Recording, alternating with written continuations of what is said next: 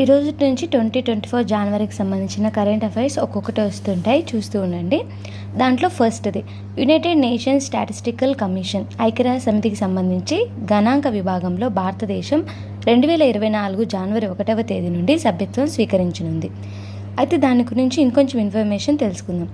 UNSC ఏర్పాటైన సంవత్సరం 1947. ప్రధాన కేంద్రం న్యూయార్క్. సభ్యత్వం కలిగిన దేశాల సంఖ్య 24.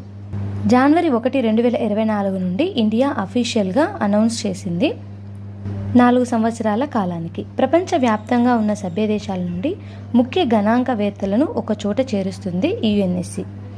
దీని విధులు ఏంటంటే అంతర్జాతీయ గణాంక కార్యకలాపాల కోసం అత్యున్నత నిర్ణయాధికార సంస్థ. గణాంక ప్రమాణాలు నిర్ణయించడానికి మరియు జాతీయ అంతర్జాతీయ స్థాయిలలో వాటి అమలుతో సహా భావనలు మరియు పద్ధతుల అభివృద్ధికి బాధ్యత వహిస్తుంది. మిగిలిన ఇన్ఫర్మేషన్ని మీరు కింద చూసేయండి.